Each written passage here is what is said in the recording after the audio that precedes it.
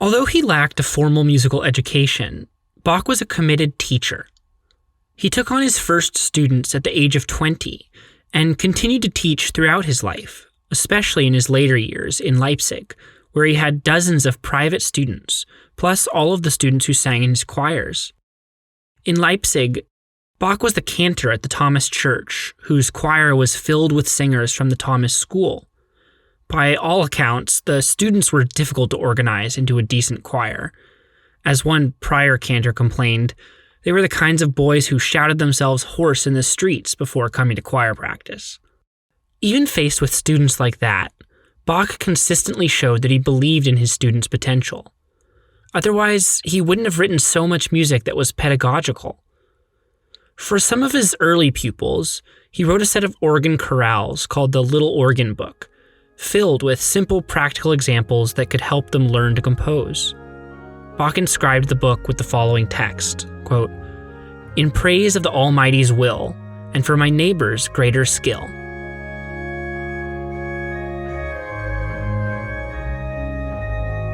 This is one of those chorales, played by James Kibbe.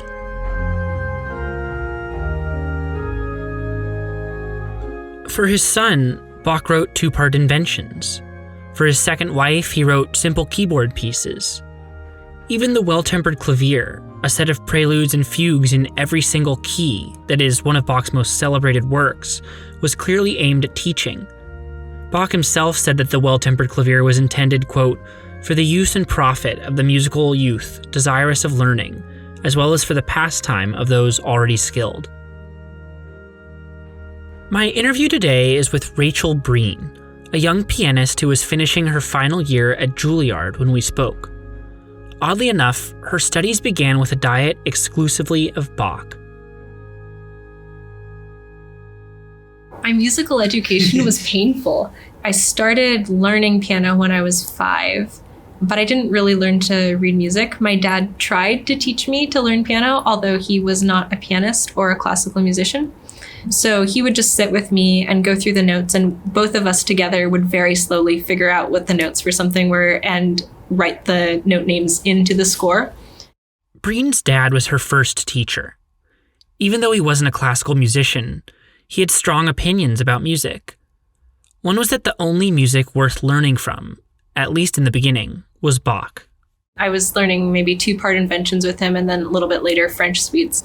So as we'd go through the movements, he would ask me to create a story with him, and some of them are pretty out there.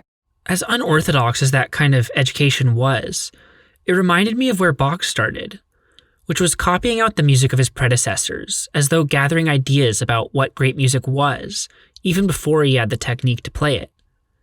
Breen's father was constantly putting musical ideas in front of her and asking her to grapple with them. He got lots and lots of CD recordings, so I would listen to 5 or 6 different recordings of the French suites, and we'd talk about which was my favorite recording and why.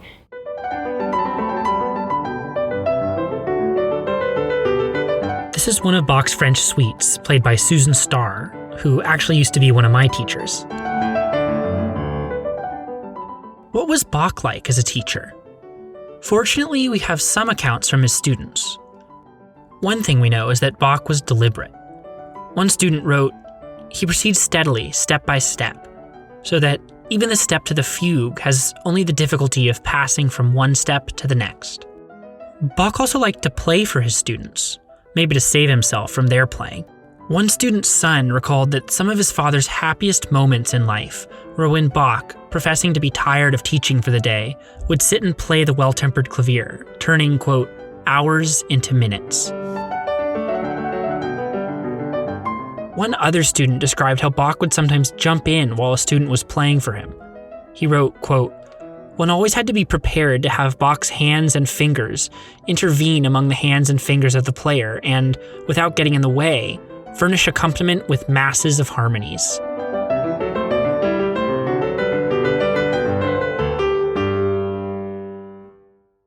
Eventually, Breen switched to a professional teacher, but that sense of exploration that her father had encouraged persisted. That was clearly on display once we started talking about the variations. Here's her rendition of Variation 19.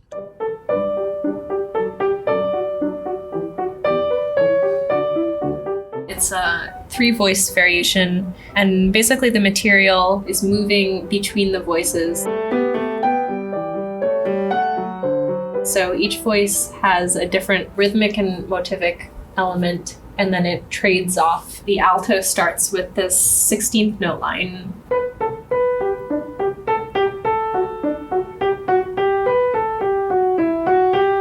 Which then moves up to the soprano.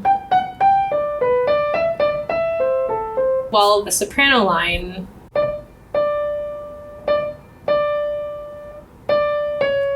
moves into the alto.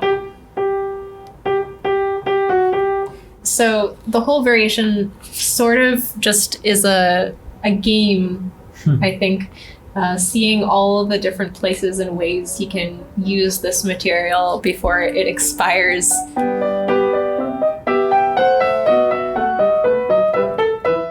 So there's this swapping of musical material going on between the upper two voices. Bach is at play.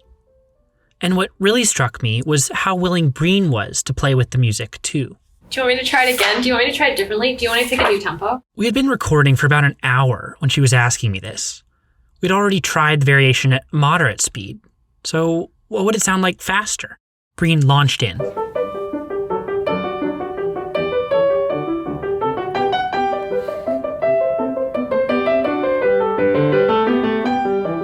I'll let the whole take play because it's short and a lot of fun.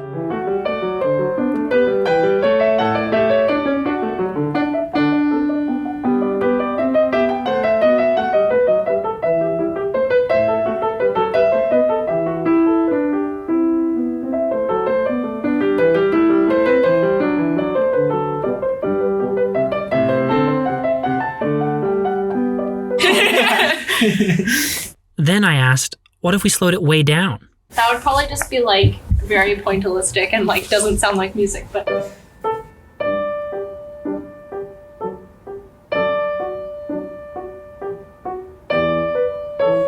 Bear with me, I know it's slow.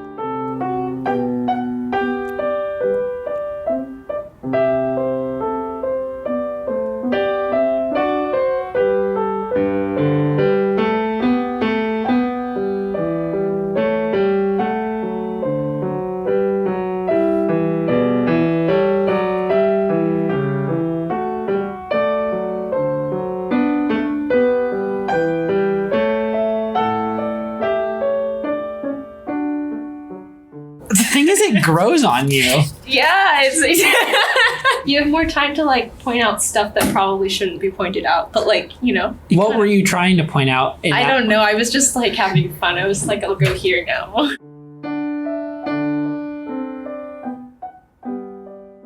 It's hard to know what Bach would think of trying out these tempos.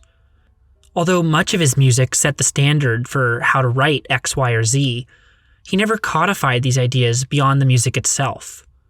And he didn't write markings on most of his scores. He was always a practical musician, a performer, a composer, not a theoretician. Which makes me think that Bach didn't explore musical ideas by sitting and thinking about them in the abstract. He explored them by writing them out, by trying them. Maybe he, too, sat at the keyboard and played through his works at different speeds. Bach apparently had a favorite expression: everything must be possible. According to one musician who knew him, Bach would never hear of something being not feasible. Most likely, Bach's saying is about hard work, but I also take it as a comment on musical interpretation. It might be difficult to play Variation 19 excessively slowly, but is it impossible to make it work? No way.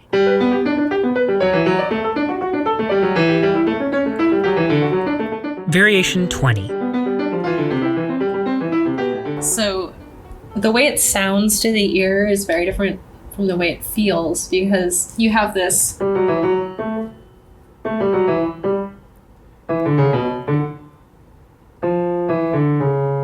material which is actually played each time by a different hand alternating, which makes it really difficult. So each note is played in alternation with the other hand. So you have the left hand playing this and the right hand playing this.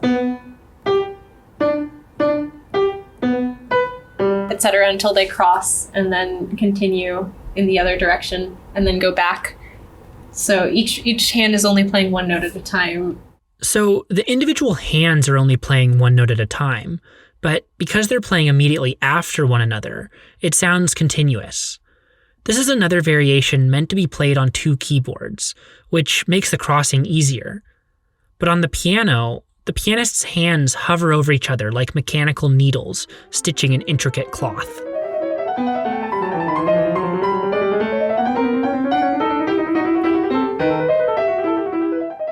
Recording Variation 20 was where I saw Breen most in problem-solving mode. It's an extremely difficult variation, so just to get it right, Breen recorded many takes, trying different fingerings, different tempos, different ways of feeling the beat, stumbling and recovering and fixing.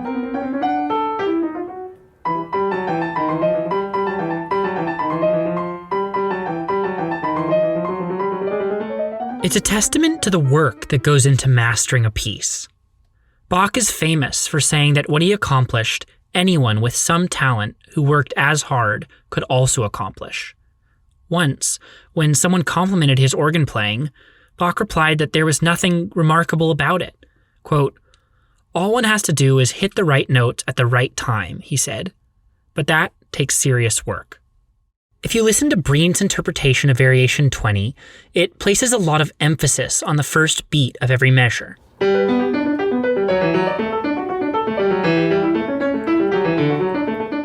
That's the result of trying to find solutions to the music's complexity. The reason that I've opted for a more aggressive approach is because it's really easy when it's this fast to kind of lose the strong rhythmic pulse in each measure. So if you very clearly define the first beat, it makes it a little bit easier to not get lost. But I think you can definitely do. This is playing without accenting the first beat, which can make the texture sound a little more uniform. Breen also described other possible solutions. For instance, instead of emphasizing the downbeat with your fingers, you can emphasize it by briefly pressing down on the pedal at the beginning of each measure. I've even heard people pedal this, so it's...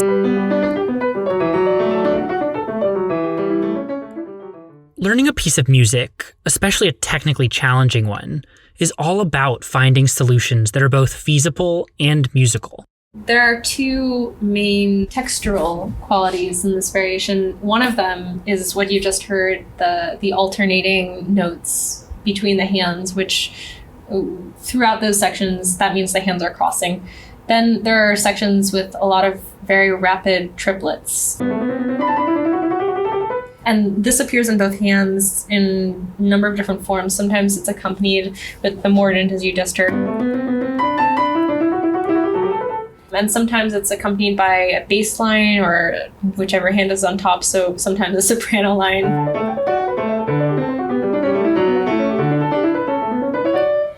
So there are two textures that Bach's playing with.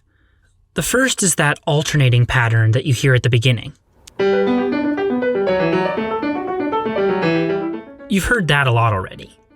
Then the second is these sets of 3 notes, triplets, which create a much more flowing sound, like water.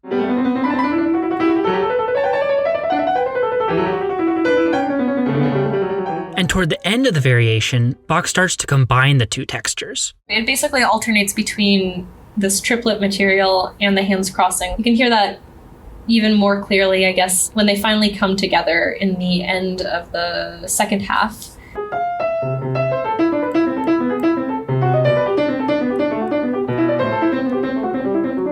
And you have this sort of like a hint of with one hand very insistently just playing one note, which is between the other hand's notes, and forming a triplet between those 3 notes, actually.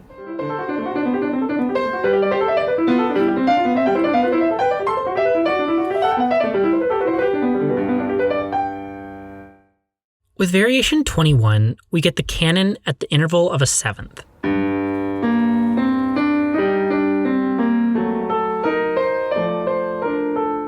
'21 is one of the coolest canons. Finally, here we've gotten to the seventh, which is a highly dissonant interval, especially in Baroque music. And he just does it so seamlessly. You would not guess that this was a challenge, although for most students it would be probably impossible to do something. I'm sure it would be impossible to do something like this, but to do something that even works would be very difficult.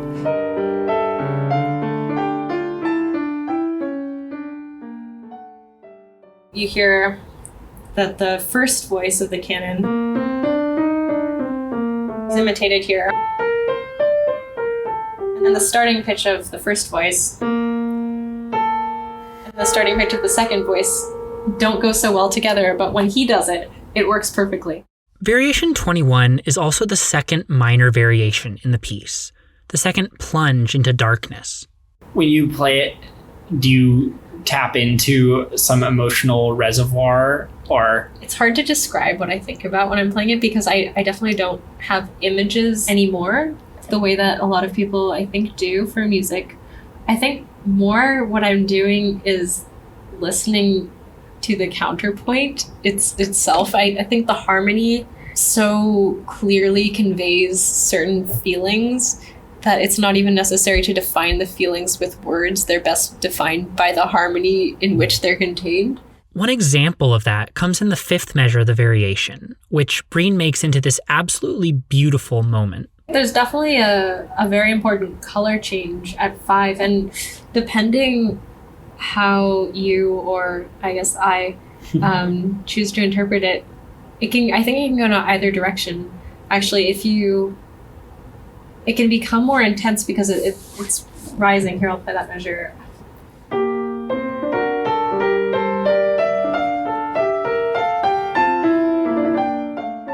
That more intense version effectively leans into the music and presses forward, whereas what Breen usually likes to do is to lean back and to find what she calls a place of respite. Without low notes in the bass, the music can float for just a moment.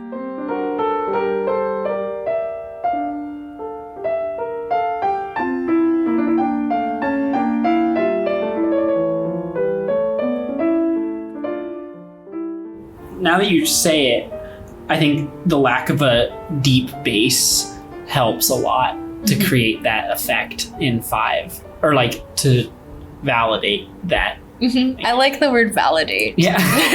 That's kind of how I feel when I give music theory-ish and like justifications for things. They're justifications for me because I think the best music theory can do is just explain why we feel the way we do, or just categorize things as typically causing a certain feeling, but not necessarily making the feeling.